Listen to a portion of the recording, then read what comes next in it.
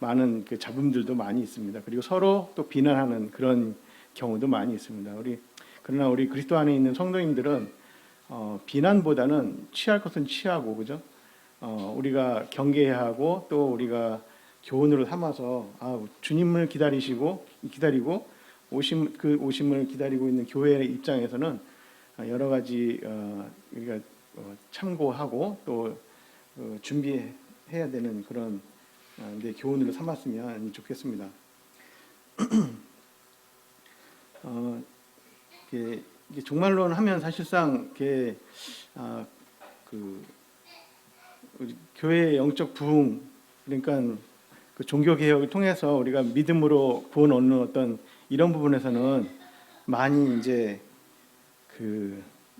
보편화되고, 복음이, 그래서 예수를 믿음으로써 우리가 구원을 얻는다, 이신칭의의 이런 내용들은 많은 교단들이라든가 일반 기독교계에서 이제 다 대중적으로 이제 인정되는 그런 부분이기도 합니다. 그러나 이 종말에 관한 이야기, 예수님의 다시 오심에 대한 이야기는 별로 이렇게 큰 관심과 또 이런 주목을 못 받던 그런 부분들이 있습니다. 왜냐하면 이단들이 많이 있고, 그다음에 잘못 해석돼 가지고 사회적으로 무리를 일으킨 그런 부분들이 많이 있기 때문에 아무래도 구원 문제보다, 우리가 복음 전한다 그러면 이제 주로 구원에 관해서 제사함 받고 천국 가는 것에 관해서 이렇게 초점이 많이 맞춰져 있지만, 사실 복음이 그렇게 그런 부분에 있는 게 아니라 하나님 나라가 가까웠기 때문에 복음을 믿으라고 하는 거거든요. 그래서 하나님 나라가 가까웠기 때문에 복음을 믿어야 되는데, 이 하나님 나라에 가까우심, 주님의 다시 오심, 이런 부분에 대해서 이렇게 많은 부분에서 가르침을 갖지 못하다 보니까 복음도 약간 그런 부분은 등한시되고 그런 부분이 있습니다. 그런데 이게 성경을 우리 형제 자매님들이 계속 이렇게 살펴서 읽다 보면 그리스도의 재림과 그 재림과 관련된 사건이 성경의 대부분을 차지하고 있어요. 우리가 예수님의 태어나심을 얘기할 때도 예수님께서 그 백성을 모든 죄에서 구원하실 자이다, 이렇게 구원자로서의 그 예수 그리스도를 소개하는 것뿐만 아니라 바로 이어서는 저가 야곱의 집에 이스라엘 위에 왕으로서 다스릴 것이고 높은 그 왕으로 다스릴 것에 대해서 또 예언하고 있잖아요. 그래서 이 죄사함을 얻게 하는 구원자, 죄에서 구원해 주는 구원자일 뿐만 아니라 바로 이어서는 그가 왕으로서 이제 이스라엘 집을 영원히 다스릴 것이다, 이렇게 얘기하면서 그 짧은 한 구절 안에 벌써 몇천 년이라는 예수님의 초림과 재림이 다 이렇게 되어 있습니다. 그래서 구약 성경의 예언도 대부분 다 하나님 나라가 이 땅에 실현될 때 어떤 일이 일어나는가에 대해서 이야기하고 있기 때문에 성경 예언의 대부분을 차지하고 있는 것이 바로 이 종말, 즉 하나님의 나라에 대한 부분입니다. 그래서 제가 이렇게 좀 살펴보니까 종말론은 특히 그 천년왕국에 대한 입장 차이가 좀 있죠. 그래서 신학 전체에 결정적 영향을 미칩니다. 그러니까 자신들이 어떤 신학을 하느냐에 따라서 이번에 입장 차이가 좀 약간씩 다른데요. 그것은 해석의 차이의 경우이고, 그다음에 그 해석의 차이는 교리적 차이를 나온다는 게 제 나름대로 정리를 해보았습니다. 해석을 어떻게 하느냐에 따라서 교리가 다르고 또 천년왕국에 대한 입장이 다른 이런 모습들이 됩니다. 그리고 마지막으로는 종말론에 대한 교리적 입장차가 그러니까 그러니까 이신칭의의 구원에 대한 그 여부에 영향을 줄 수는 없습니다. 예수 그리스도를 믿음으로 이렇게 구원받는다라는 사실은 동일하지만, 그러나 하나님 나라의 완성적 측면, 그러니까 하나님의 경륜이나 섭리를 봤을 때는 오히려 구원 문제보다 더 중요한 부분이기도 합니다. 왜냐하면 온전한 복음을 전파하기 위해서는 온전한 하나님 나라가 어떻게 다가오는지, 또 그런 부분들이 제대로 서지 않으면 복음이 그냥 이신 칭의의 구원밖에만 전할 수밖에 없는 그런 현실이 있고요. 또 이게 미래의 일이다 보니까 변질, 그다음에 이단, 이런 문제들이 많이 있는 것을 우리가 볼 수 있습니다.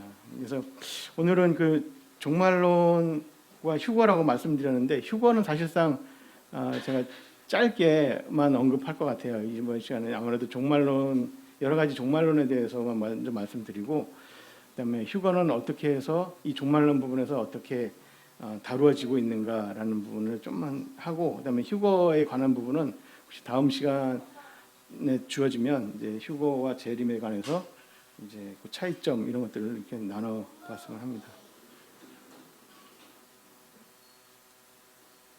그래서 이걸 다 할 수 있을지 모르겠습니다. 그냥 제가 강의를 하기 위해서 이렇게 정리를 하는 것뿐인데 오늘은 두 번째 재림에 따른 여러 종말론에 대해서 이렇게 살펴보고 우리 지금 교회 시대 현재 그 사회에 일어나고 있는 여러 가지 현상들은 왜 그런 일어날 수밖에 없는지 이런 것들을 살펴보면 이해가 될 수 있는 부분이기도 합니다. 어떤 종말론을 취하느냐에 따라서 그 교단이 또는 그 교계가 취하는 행동들이 약간씩 다르죠. 그래서 이제 그런 부분을 우리가 좀 이렇게 듣고 좀 이해하면 좋겠습니다. 오늘은 그 재림의 시기와 관련해서 천년왕국의 견해들이라는 제목으로 함께 나누도록 할게요. 다 들어보신 분들도 계실 거고 이미 아시는 분들도 계실 거고 어렴풋 들어본 분들도 계실 거고 아예 좀 처음 들어본 분도 계실 것 같은데 천년왕국의 견해들입니다. 그래서 대체적으로 네 가지 정도가 이렇게 주된 그 학설인 것 같아요. 또 믿음에 영향을 미치는 것 같고 그래서 지금 이 천년왕국에 대한 게 견해인데 예수님께서 천년 왕국 전에 오시는가 또는 후에 오시는가에 따라서 천년 전에 오시는가 천년 후에 오시는가에 따라서 후천년설 전천년설 이렇게 됩니다. 아예 천년 왕국은 없다라는 이런 견해도 있고 그래서 먼저는 이제 무천년설을 한번 살펴보겠는데 아예 천년 왕국, 그러니까 천년이라는 그 문자적으로 지상에 세워지는 그 물리적인 천년 왕국은 없다라는 주장입니다. 이건 없습니다. 이렇게 얘기를 하죠. 그냥 천년이라는 것은 상징적 의미일 뿐이지 그 물리적으로 이 지상에 천년 왕국이 일어나지 않는다라는 그런 개념이죠. 사실 이러한 개념은 역사적으로 상당히 오래 자리 잡고 있던 개념이었어요. 약 한 3, 4세기경부터 이제 일어나기 시작한 그 개념인데 하나님의 다스리는 기간을 천년으로 제한한다는 것은 좀 이렇게 영원하신 하나님이 하나님 나라를 천년으로 제한한다 이런 것은 좀 불경스럽고 좀 이렇게 이해할 수 없는 말이다라고 이렇게 이야기를 하고 만약에 하나님이 직접적으로 다스리는 그 왕국이 천년 왕국이라 한다면 그것은 이 지상에서 현재 교회다라고 이렇게 말하는 거죠. 교회다. 왜냐하면 하나님께서 현재 다스리고 있는 하나님의 말씀이 울려 퍼지고 다스리고 있는 것이 바로 교회이기 때문에 만약에 하나님의 왕국이 세워져 있다면 그것은 바로 교회다라고 이렇게 보는 입장이죠. 그래서 하나님께서 이 교회를 통해서 통치하시고 다스린다. 그래서 교회는 곧 천년왕국이다 이렇게 보는 입장이고 또 성도의 내적 상태 우리 성도님들이 하나님 말씀에 의해서 다스림 받고 이제 삶을 살잖아요. 그렇기 때문에 성도의 내적 상태가 바로 하나님의 나라다. 이 땅에 임한 하나님의 나라다. 이렇게 보는 거죠. 그래서 마태복음 말고 그 어디죠? 너희 안에 하나님의 나라가 임하였다. 이런 말 할 때 그 너희 안에라는 말을 마음으로 이렇게 해석하는 그런 경향이 상당히 높습니다. 예수께서 바리새인들이 하나님 나라가 어떻게 임하냐 하니까 예수님께서 하나님 나라는 이미 너희 안에 있느니라 이렇게 말씀하실 때 그 너희 안에라는 말을 성도의 마음 이렇게 보는 거죠. 그래서 성도가 있고 교회가 바로 하나님의 나라다 이렇게 이제 말을 하고 있습니다. 하나님께서는 교회를 통해서 일하시고 세상을 다스리신다. 이러한 입장을 취하고 있습니다.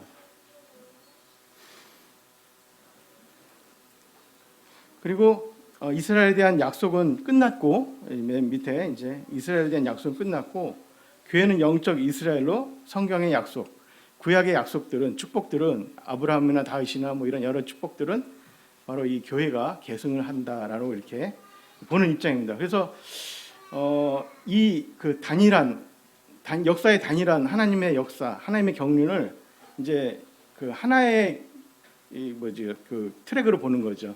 이스라엘이 끝났고, 그러니까 노아 시대, 율법 시대, 선지자를 통한 이제 이스라엘 다스림이 있다가 이제 이스라엘이 배교하고 이제 그리스도를 거절했기 때문에 이제 교회로 넘어와서 교회가 그것을 다 그 계승을 하고 그 다음에 환란이 일어나고 거기서 이제 알고과 쭉정이들이 이렇게 나누어지게 되고 영원한 천국과 영원한 지옥으로 가게 된다. 이런 단일한 역사를 갖고 있습니다.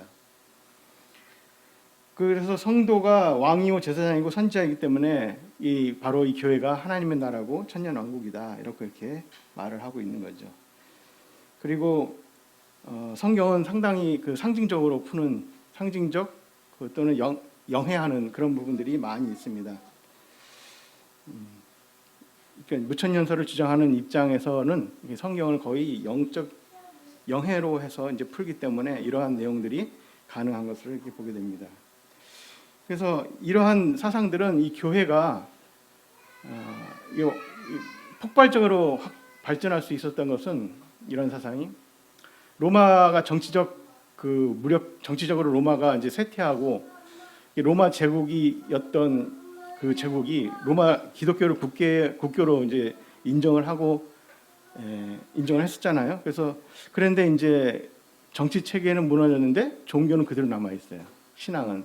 그러다 보니까 어떤 국권, 그러니까 나라의 어떤 그런 그 정치적인 그것도 교회로 넘어오는 그런 입장이 되었죠. 그래서 사실 형제의 힘이 약해지고 교회에서 교황이라는 제도가 이렇게 일어나면서 교회가 강력하게 어떤 정치적인 또는 사회 정치적으로 큰 영향력을 끼치다 보니까 이런 교권 강화에 대한 아주 그러니까 하나님 나라는 교회다라고 했을 때 그러면 교회는 곧 교회의 대리자, 교회 감독이 곧 하나님 그리스도를 대신한다라는 이런 부분들이 상당히 이해에 맞물리게 되죠. 그래서 이제 이 무천년설은 그 어거스틴에 의한 그 하나님의 도성 이런 부분들에서 보면은 이 교회의 어떤 그런 세상에 있는 하나님의 나라 이런 부분들에서 아주 잘 체계적으로 가르쳐지고 또 이렇게 전파되는 것을 우리가 볼 수 있습니다. 확실히 이것은 이제 교회가 영적 이스라엘로 성경의 약속을 계승한다는 것은 이제 이스라엘을 교회가 대처하는 그런 부분입니다. 그렇기 때문에 성경의 환란이나 무슨 심판이나 약속들을 다 교회가 떠안게 되죠. 이스라엘이라는 어떤 그런 존재는 하나님의 섭리에서 이제 없기 때문에 교회가 남은 것을 다 이제 떠안게 돼서 그래서 환란도 통과하게 되는 이러한 입장이 되는 겁니다. 환란에 교회가 들어가는 거죠. 이게 이제 무천년설, 천년 왕국은 없다. 문자적인 땅의 지상에 세워질 천년 왕국은 없다라는 것이 이제 무천년설적인 내용이고 이러한 개념, 이러한 사상을 기독교인 현재들이 많이 갖고 있어요. 나는 무천년설 또는 후천년설, 난 전천년설, 이렇게 말을 안 하지만 제가 이렇게 모임 생활을 이렇게 하면서 많은 형제자매님들이 그냥 다 섞여 있는 것 같아요. 이런 개념들이 다 섞여 있어서 좀 은연중에 다 섞여 있어요. 이제 말씀할 때라든가 이제 같이 이야기하다 보면 그래가지고 제가 뭐라 하는 건 아니지만 그런 부분들을 이 정리가 안 돼 있구나. 그런 것을 우리가 알 수가 있습니다. 이제 이런 것이 이제 무천년설이고요. 이제 후천년설은 천년 왕국 후에 이제 예수님이 재림한다는 사상입니다. 여기 이제 그 그림에 보면은 이제 구약이 이제 이스라엘이 이제 역사 하나님께서 관계를 맺었다가 이제 예수님의 거절로 이제 구약은 끝나고 이제 그리스도를 이제 구주로 영접한 교회가 이제 역사를 이제 또 이것도 대신하게 되죠. 이스라엘 대신하는. 그래서 이제 여기서 생각하는 또는 말하는 주장은 뭐냐면 복음이 확장되어서 세계가 땅 끝까지 그리스도의 말씀이 하나님의 말씀이 충만해지면 평화로운 세상이 온다라는 거예요. 평화로운 천년 왕국이 온다. 여기 이제 신약 복음화가 이렇게 그래프에 도형이 이렇게 점점 커지잖아요. 좀 더 시각적으로 더 크게 했어야 되는데 이제 복음이 처음부터 조그맣게 시작했다가 점점 커져서 세상에 이제 하나님 말씀으로 충만해지고 사람들의 심령이 그리스도로 충만해지면 그러면 이제 사탄이 더 이상 역사할 지역이 없는 거예요. 이게 그때 이제 사탄이 결박을 당한다라는 생각을 하죠. 아까 무천년설에서는 사탄 결박을 제가 이렇게 이 십자가 바로 밑에다 그려놨는데 이건 뭐냐면 예수님이 부활할 때 사탄은 끝났다, 결박 당했다 이런 입장이에요. 예수님이 부활할 때 사망 권세를 깨뜨렸는데 사망의 권세 잡은 자가 누구죠? 사탄이었잖아요. 근데 그걸 깨뜨렸다라는 거예요, 예수님이. 그래서 사탄은 그때 결박 당했고 지금 역사하는 귀신들은 다 그 사탄의 쫄개들, 귀신들이죠. 귀신들이 지금 역사한다는 입장이고, 아이고 여기 후천연설에서는 사탄의 결박이 언제 이루어지냐? 땅 끝까지 복음이 다 전파되면 사탄이 더 이상 역사할 불순종의 아들들이 없는 거죠. 그때 이제 결박당한다 이렇게 보는 겁니다. 그러니까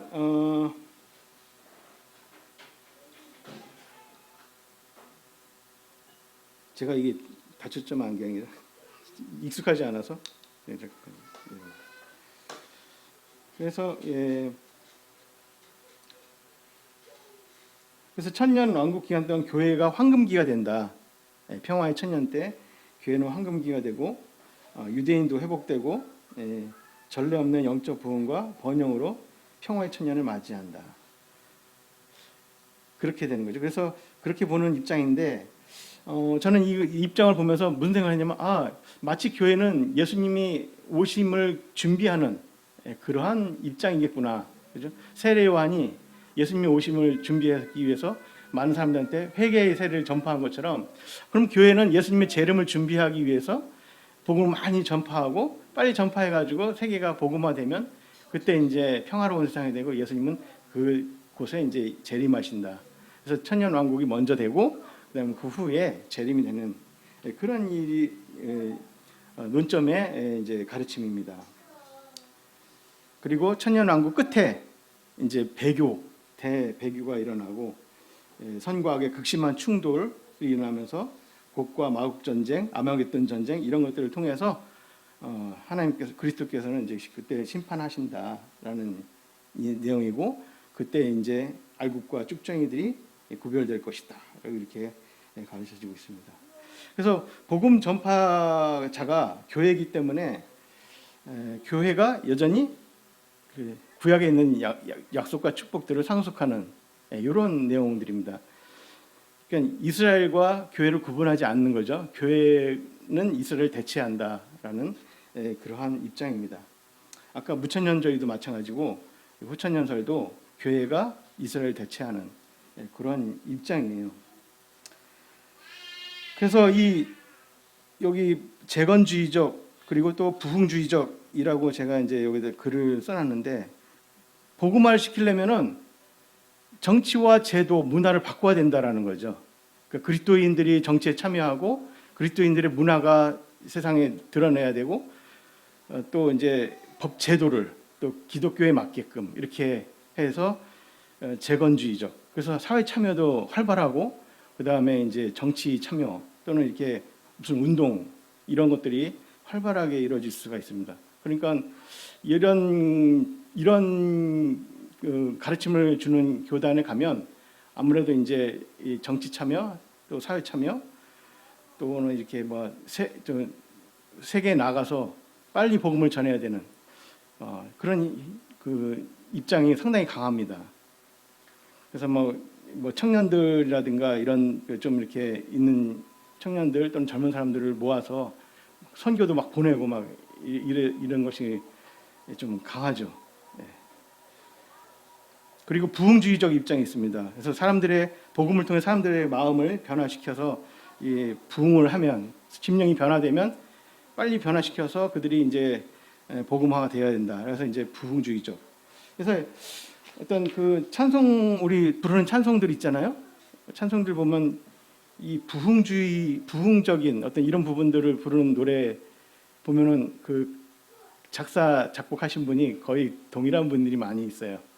이 부분이 아마 이분과 연관되지 않을까 막 이런 생각도 들기도 합니다. 그래서 어쨌든 사람의 이렇게 말씀을 막 전해서 이제 복음화 시키면 주님이 오시니까 빨리 이런 일들을 해야 된다라고 이렇게 생각을 해요. 그래서 어쨌든 언제 주님이 오실지 몰라요. 그렇기 때문에 그리고 언제 천년 왕국이 시작될지도 몰라요. 왜냐하면 천년 왕국의 시작이 예수님의 재림으로 시작되는 게 아니라 교회가 복음을 다 전파했을 때, 그죠? 그때니까. 그래서 언제 임하는지 모르고 왕의 임재, 왕의 재림은 사람의 노력에 의한 것이 되는 거죠. 교회가 얼마나 열심히 하느냐, 교회가 얼마나 빨리 복음을 다 전했느냐 이런 상황에 의해서 결정되어지고 땅의 상태에 의해서 결정되는 거죠. 이 지구, 이 땅의 상태에서 이 땅의 상태가 아직 복음화가 덜 됐다? 그럼 주님이 못 오시는 거 아닙니까? 그래서 그 예수님의 오심이 이렇게 사람의 노력이나 땅의 상태에 의존하게 된다라는 이런 또 좀 결론이 또 이르게 되죠. 그래서 이러한 개념은 후천연설은 그러니까 복음화가 이렇게 딱 된다, 이게 풍요로워진다, 천년왕국 같은 그런 땅이 이루어진다라는 이런 개념은 종교개혁과 산업혁명을 통해서 활발히 이게 전파되기 시작했습니다. 그렇게 활발해졌다가 1, 2차 세계대전 일어날 때 이게 다 쇠퇴했어요. 산업혁명으로 물질적 풍요와 어떤 그러니까 영적 그러니까 가르침의 어떤 그런 풍요들이 일어나서 사람들이 기대를 했었죠. 이제는 이제 천년왕국이 이제 임해지고 복음을 빨리 전하면 이제 하나님 나라 가까워진다 했는데 전쟁이 세계대전이 일어나고 나서는 이게 빠꾸 뒤로 가게 되는 거죠. 그래서 많이 실망을 했다가 요즘에 다시 이제 최근에 붐을 일으키고 있습니다. 그래서 또 물질적 풍요와 이런 부분들이 일어나면서 천년왕국 비슷한 조건들이 이제 생기게 난 이런 부분들을 보면서 지금 많이 또 가르쳐지고 있어요. 근데 여기서도 재림은 한 번뿐이에요. 한 번으로 이렇게 보고 있습니다. 그다음에 제가 이렇게 좀 간략하게 이렇게 지나갑니다. 이렇게 이런 것이 있다라고만 우리 성도님들이 이렇게 생각하시면 될 것 같습니다. 그리고 이러한 가르침이 일어난 배경들은 시간이 되면 또 그때 성경 해석의 어떤 그런 내용들을 다룰 때 하면 좋겠고요. 역사적 전천년설인데요. 역사적 전천년설은 이제 보통 보면은 과거에 일어난 사건들은 그냥 문자적으로 해석을 하는데 주로 미래에 일어난 사건들은 거의 다 이제 영해하는 이런 부분들이 좀 다분한 그러한 가르침이라고 이렇게 볼 수가 있습니다. 이제 요거 좀 다른 것은 전천년설이라고 했기 때문에 천년왕국 전에 주님이 재림한다라는 이런 개념입니다. 천년왕국 전에 주님이 재림하신다. 그렇지만 천년왕국이라는 천년의 의미는 상징적인 숫자이지 문자적으로 천년의 기간을 말하지 않는다. 여러분 여기 천년이라는 말은 우리 요한계시록에 나오는 거 아시죠? 요한계시록에 한 6번 나옵니다. 천년. 천년이 지난 후에 막 이렇게 주님께서 이렇게 기록을 해놨기 때문에 그리스도께서 다스린 나라의 기간은 천년이구나라고 이렇게 우리가 이해를 하는 거죠. 근데 이 천년이라는 기간은 그냥 상징적일 뿐이지 천이라는 숫자의 그 개념은 아니다라고 이렇게 보는 거죠. 그냥 주님께서 다스리는 완전한 부족함이 없는 기쁨과 즐거움이 충만한 그냥 하나님의 완전한 통치를 상징하는 것이지 그걸 굳이 숫자로 말할 필요가 있는가, 우리가 볼 필요가 있는가라고 이렇게 볼 수 있죠. 그래서 이 부분들 제가 이제 이런 역사적 전천년설을 주장하시는 분들의 이렇게 강의를 이렇게 쭉 들어보면은 상징을 많이 사용해요. 상징을. 예를 들어 이제 좁은 문도 상징으로 보죠. 좁은 문에 들어가는 거. 어떻게 얘기를 하시면 상징이라고 했을 때 우리 이해를 좀 돕기 위해서 혹시 우리 모임에서는 이런 부분 잘 사용하지 않기 때문에 모를 수가 있는데 어떻게 이해하시냐면은 천국문이 좁단 말이죠. 좁은데 원래는 천국문을 하나님께서 넓게 만들지 사랑의 하나님이 천국문을 좁게 만들 수 있냐.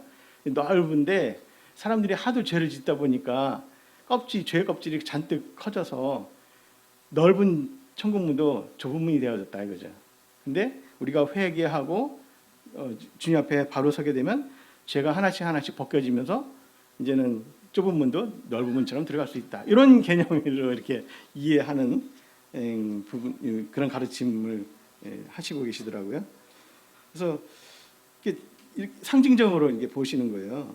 그래서 말씀들을 대부분 이렇게 상징적으로 보고 7년 환란 후에 재림이 있고 그다음에 이제 부활과 휴거가 동시에 있다. 그러니까 재림하실 때 휴거가 한다. 그러니까 1차, 2차 나눠서 어떻게 예수님이 재림하시냐 이런 부분에 이제 받아들일 수 없는 거죠. 예수님이 한 번 왔다가 또 나중에 또 한 번 온다고 이런 부분은 받아들일 수가 없는 그런 가르침을 갖고 있습니다. 그리고 최후의 심판은 이제 신자는 영생에, 불신자는 지옥에 이렇게 들어가는.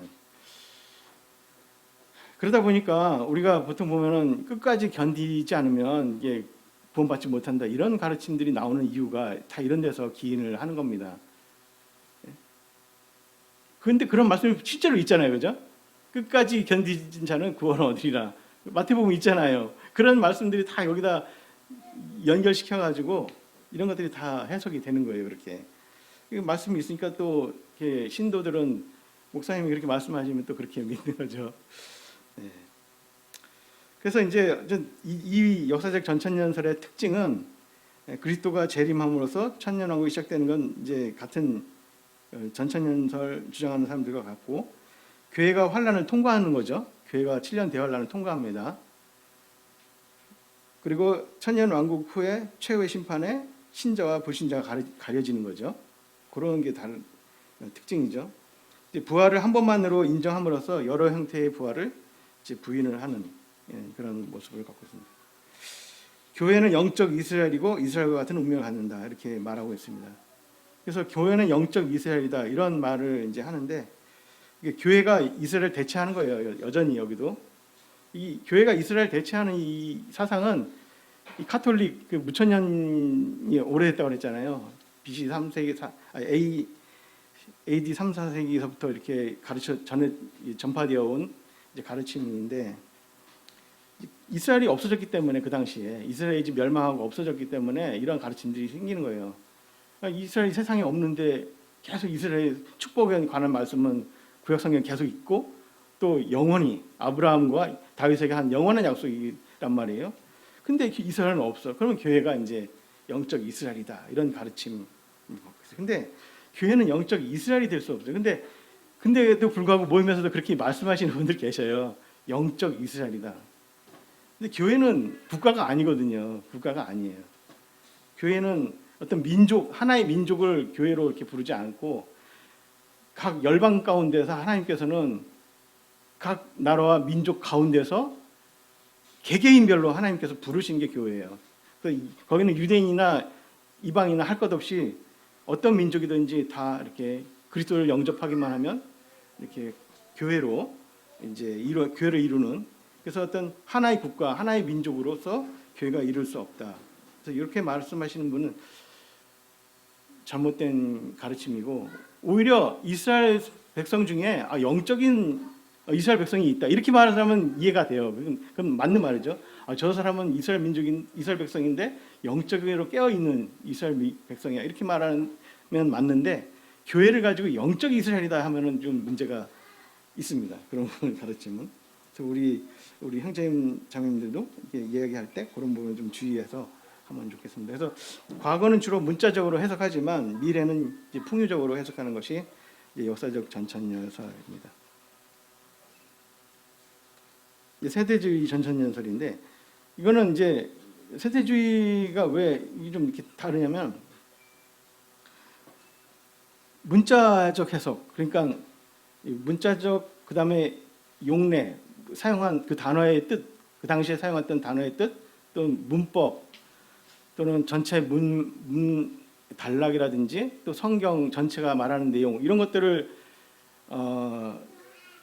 염두에 두고 성경을 해석하는 부분이 이제 세대주의 계통입니다. 그래서 이 세대주의에서는 주로 이제 거의 이제 문자 해석을 하는데 일관되게 처음부터 끝까지 동일한 방법으로 해석을 해야 된다라는 어떤 그런 입장이고, 그렇게 하다 보니까 이렇게 나온 거예요. 요 그림이 이렇게 나왔는데, 이제 천년 왕국은 주님의 재림으로 인해서 시작된다라고 이렇게 말하고, 천년 동안 땅에 실제하는 나라, 지상에 주님 그리스도의 나라가 실제하는 거다. 물론 무천년설이나 다른 것을 주장하는 하나님의 다스림이 우리 성도 안에 있다면 교회가 하나님의 나라지. 그건 맞습니다. 그 맞는 거예요. 저희가 그런 걸 부인하자는 게 아니고, 성도가 그리스도의 말씀을 충만하고 그리스도의 다스림을 받는다, 하나님의 말씀의 다스림을 받는다라고 했을 때 교회는 또는 성도는 성도 안에 하나님 나라가 있는 건 맞는 거예요. 맞는데 여기서 말하는 우리가 지금 천년왕국이라는 것은 물리적으로 하나님 나라가 그리스도께서 실제로 땅에 재림해서 왕으로서 성경에 예언된 저가 이스라엘의 왕으로서 높은 자리에서 다스릴 것이다라는 그 복음서의 말씀들, 구약의 말씀들이 실제적으로 땅에서 이루어지는 일들이잖아요. 땅과 관련된 일이고, 그것이 실제로 이루어진다라는 내용을 보는 게 견해입니다. 그래서 그렇게 봤을 때 환난 전 그리고 이제 환난을 통과하는 이런 부분들에 있어서 좀 다른 입장이죠. 앞에 새 종말론하고 지금 다루는 이 종말론은 다른 것이 교회와 이스라엘을 구분을 합니다. 하나님께서는 교회를 통해서 하실 경륜이 따로 있고 이스라엘 통해서 하실 경륜이 따로 있다. 그래서 두 가지 경륜을 다 갖고 있다. 하나님께서는 하나는 하늘에 대한 경륜이고 하나는 이스라엘 땅에 대한 경륜이다.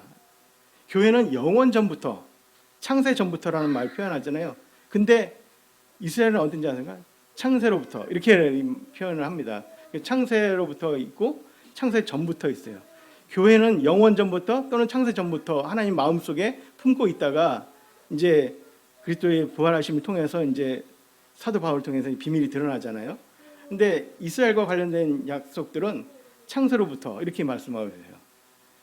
그래서 경륜이 다르다. 이스라엘은 땅에 관한 경륜이고 땅과 열방들, 땅에 속한 그 열방들이고, 교회는 하늘에 속한 그런 복을 이제 다룰 경륜을 갖고 있다. 그래서 교회와 이스라엘 구분합니다. 그렇기 때문에 이스라엘이 지상에 존재하지도 않은 그때에 이렇게 문자적으로 해석하시는 분들은 이스라엘은 반드시 나타날 것이다, 이런 입장을 갖고 있었어요. 이제 존 넬슨 다비가 그런 입장을 이제 취하고 사람들한테 말하기 시작했고, 물론 그 전에 이스라엘이 회복되고 독립할 것이다, 나타날 것이다, 이런 이야기들은 계속 나왔었지만 다비 형제님이 그래서 이제 아예 이제 공개적으로 이렇게 말했던 것을 우리가 볼 수가 있습니다. 그래서 이제 환란은 교회와 관련이 없고 이제 이스라엘과 땅의 열방들이 회복되는 그 기간, 그 시험받는 기간을 환란으로 봤습니다. 그래서 땅을 시험하는 때고, 그 다음에 다윗의 70일의 중 한 일회가 이제 그 실행되는, 주님께서 남겨진 그 한 일회를 실행하는 그것은 바로 그 마태복음 24장에 있는 그 이스라엘을 회복할 주의 재림 임하실 때 어떤 징조라고 말씀했던 그것이 바로 7년 환란이다라고 이렇게 보는 것입니다. 그래서 이제 그 사탄이 이제 여기 보면 이제 휴거가 있는데요. 휴거는 그래서 실제적으로 우리가 알고 있는 휴거는 이 세대주의 전천연설에서만 이렇게 나오는 것을 볼 수가 있습니다. 왜냐하면 교회와 관련된 거기 때문에 휴거가 그래서 교회와 이스라엘의 구분 그 경륜이 다르다라는 어떤 입장을 갖고 있기 때문에 휴거라는 것 개념이 이제 여기에 등장을 하게 됩니다. 그러면 휴거에 대해서 이제 교회는 들려 올라가고 이제 거기서 혼인 잔치와 또 상급에 대한 여러 가지 이제 그리스도의 심판대에서 그러한 것들이 이루어지고 또 교회와 함께 그리스도께서 재림하시는 그리고 천년왕국이 시작되는 이러한 것을 말씀하고 있습니다. 여기에 심판이라고 하는 것은 죽은 자들의 심판, 백보자 심판을 말하는 거죠. 심판을 하면 여기 천년왕국 전에도 이제 심판이 있습니다. 그리고 천년왕국 후에도 심판이 있어요. 이건 좀 성격이 다른데 그건 이제 나중에 혹시 심판에 관련돼서 나눌 때 그때 공부하도록 하겠습니다. 그래서 이 천년왕국이 마쳐지면 그리스도께서 그 나라를 아버지 하나님께 바치고 하나님께서 이 땅에 또 이제 만물 가운데 들어오시는 이러한 일들이 일어나게 되는 것을 우리가 이제 세대주의 전천년설을 통해서 볼 수가 있습니다. 그래서 앞에 세 개는 교회와 이스라엘을 구분하지 않는다. 세대주의 전천년설은 교회와 이스라엘을 구분한다. 이런 것이 이제 큰 특징이라 할 수 있겠습니다. 그래서 이런 입장 차들이 있고요. 그래서 이 사실 그 천년왕국은 지금 그러니까 세대주의 전천년설에서 보는 천년왕국은 사실 그러니까 교회에 대한 어떤 복을 기록한 것보다는 땅과 이스라엘과 땅에 대한 열방들에 대한 복을 기록한 게 많아요. 그래서 이 천년왕국은 실제적으로 예언이 성취되고 이제 그 다음에 그 아브라함과 다윗과 맺은 언약들이 성취되는 그 기간으로 보는 거죠. 그래서 뭐 사막에 샘이 되어 꽃이 피고 막 이런 부분들 있잖아요. 어린 양과 사자가 뛰어놀고 독수하고래 뱀 아기가 어린 아이가 손을 넣어도 물지 않는 그러한 나라 천년왕국 그러한 나라로서 이제 구약에서 예언된 그 나라가 바로 이루어진다. 그래서 이스라엘 백성들이 이제 그 7년 환란을 통해서 그리스도를 메시아로 인정하고 받아들일 것인가 그렇지 않을 것인가 이런 것들이 이제 환란 기간을 통해서 이루어지는 거죠.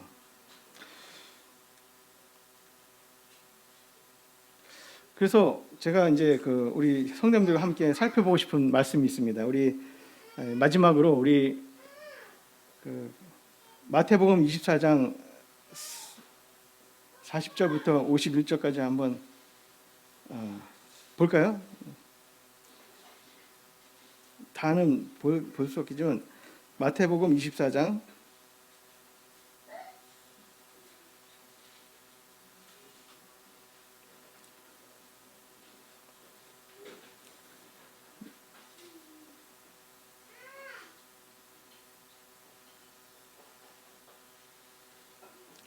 40절, 41절만 읽어보겠어요.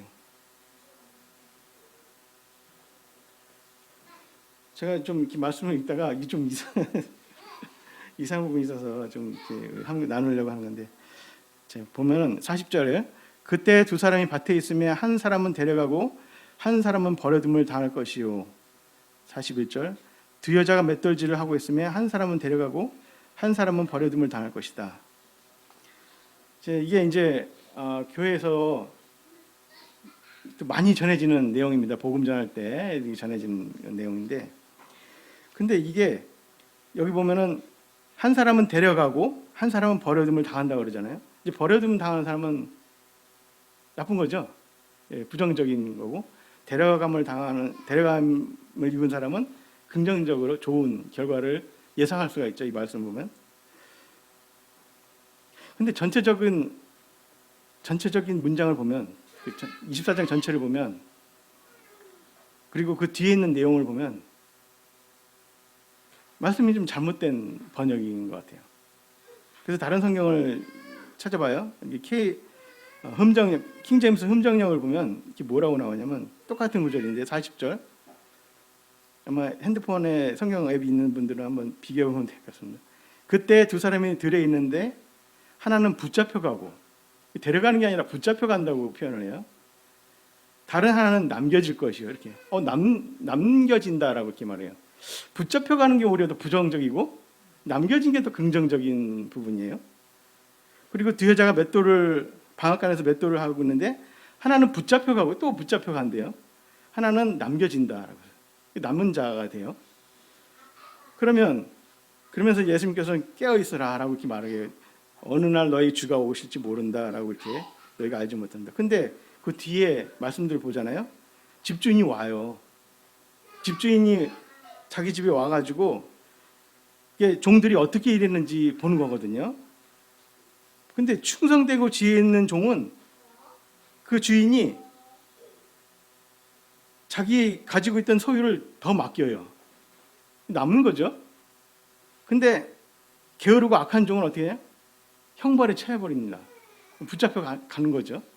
이 말씀 보면은 데려감을 입는 것이 좋은 게 아니고 오히려 데려감을 당하는 것은 붙잡혀 가는 건데, 자 이렇게 그러면 이걸 봤을 때 왜 이런 성경을 개역 개정과 개역 한글은 앞에 데려가고 버려둠을 당한다로 표현을 했고 킹 제임스는 붙잡혀가고 남겨진다라는 표현을 했습니다.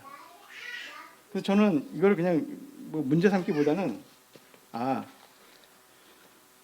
이걸 교회의 휴거로 보면은 데려가는 게 좋죠. 그죠? 휴거로 본다면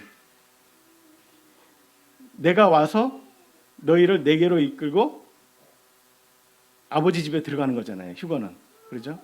나 있는 곳에 너희도 있게 하리라. 휴거는 그래요. 여기 지금 요 세대지 전체는 휴거죠. 재림은 뭡니까? 재림은 왕이 자기 땅에 오는 거잖아요. 왕이 자기 땅에 와서 자기 종들에게 어떻게 행했는지 그거에 대한 심판을 하는 거예요. 그래서 더 많은 것을 맡기든지 아니면 잘못한 종들을 악한 종들을 이제 그 형벌에 이게 두는 이런 모습이거든요. 하나는 휴거 입장에서 보고 해석을 하고 하나는 재림의 입장에서 왕의 재림의 입장에서 해석을 했다면 둘 다 맞다고 봐야 되죠. 근데 이 마태복음 24, 25장은 휴거가 아니잖아요. 휴거를 기록한 장이 아니고 왕의 재림에 기록한 장이기 때문에 이 부분에서는 킹제임스가 해석을 더 잘했다라는 생각을 해보게 됩니다. 어쨌든 간에 이러한 분별이 좀 이렇게 좀 미세하지만 좀 잘못된 부분들은 바로 이런 우리가 알고 있는 이 해석의 차이에 의해서 성경인들이 이렇게 좀씩 다르게 해석되는, 다르게 번역되는 이런 부분들이 있다. 이렇게 말씀 드릴 수 있고요. 그래서 이런 걸 가지고 교회에다가 너 뭐야 악하고 게으르고 이렇게 하면은 구원받지 못하는 너 버려두면 당해 뭐 이렇게 하고 설교하면 안 되겠죠. 그렇게 말씀하면 안 되겠고 그래서 1차적으로 여기서 우리가 받을 수 있는 교훈은 주님이 언제 오실지 모르고 우리는 깨어있는 종이 되어야 된다. 이 정도는 우리가 교회가 교훈으로 받을 수 있지만 교회 성도에게 너 게으르고 악하고 하면 넌 버려둠을 당해. 너 휴가가 안 돼. 이렇게 얘기하면 잘못되는 말씀이 됩니다. 왜냐하면 교회 휴거는요. 우리 성도가 어떤 일을 했느냐에 따라서 결정되는 게 아니에요. 교회 휴거는 신분에 대한 휴거입니다. 신분, 그러니까 그리스도 안에 있는 자, 구원받은 자. 그 휴거가 그렇기 때문에 휴거된 분들은 어디서 심판받냐면 그리스도 심판대 앞에서 심판을 받는 거지 이 땅에 남겨지고 데려감을 당하고 이렇게 그런 것으로 되는 게 아니고요.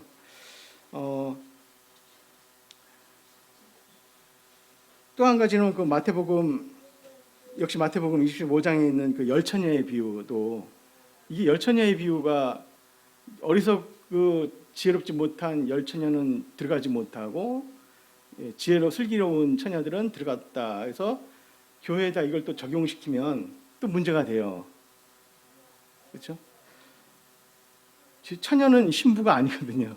열처녀는 복수의 처녀들입니다. 그래서 신부는 하나죠. 그리고 신부는 초대받는 자가 아니고 주인공입니다. 신부는 초대받는 자가 아닙니다. 그래서 들어가고 안 들어가고 할 수가 없어요. 신부가 없는데 혼인잔치가 되겠습니까? 그렇죠? 혼인잔치는 이제 그 혼인 잔치에 초청받아서 함께 그 즐거움과 그 복에 참여하는 자들입니다. 그래서 신부는 신랑과 함께 있지 열처녀와 함께 있지는 않아요. 그래서 이런 부분도 사실 우리가 휴거와 재림 이런 부분을 잘 해석, 잘 분별을 못하면 또 이것도 교회에다가 적용해서 슬기롭지 못한 성도님들한테 또는 지혜롭지 못한 성도님들한테 열처녀 비유 갖다 대고 성령이 있다 없다 막 이렇게 기름 부음이 있다 없다 막 이렇게 얘기를 해가지고 또 마음이 상처 있게 만들고 이런 부분들이 좀 있습니다. 그래서 1차적으로 사실상 우리는 이건 이스라엘과 또 열방에 대한 말씀을 주님께서 재림하실 때 그때 얘기를 말씀하시는 것을 우리가 확인을 하고, 그 다음에 교회는 이런 말씀을 통해서 우리가 그리스도의 오심을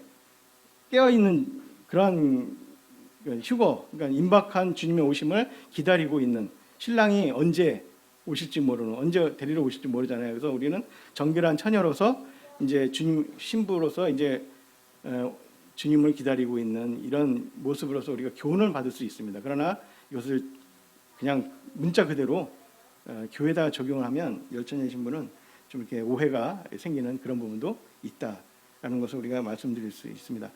그래서 이 종말론 관련해서 우리가 좀 이렇게 잘 살펴보고 또 바른 입장을 가지고 취하고 있지 않으면 우리는 어느샌가 복음이 약간 변질되거나 또는 이제 갓 구원받은 성도들에게, 분별이 없는 성도들에게 이런 잘못된 행위를 또 요구할 수 있고 또 율법적인 쪽으로 빠질 수 있게 할 수 있는. 그래서 아까 처음에 제가 이제 말씀드린 것처럼 하나님 나라의 그 완성적 측면에 볼 때 온전한 복음이 전파되기 위해서는 또한 온전한 종말론을 갖고 있어야 되고, 또 변질과 이단에 우리 성도님들이 쉽게 넘어가지 않기 위해서는 바로 이런 성경에서 말하는 종말론들을 제대로 우리가 알고, 그래서 우리가 주님의 오심에 대한 그 부분을 준비할 때에 합당하게 또 깨끗하게 주님 앞에 온전히 서서 깨어있는 그런 모습을 우리가 취할 수 있겠다라는 생각을 해보게 됩니다. 그래서 지금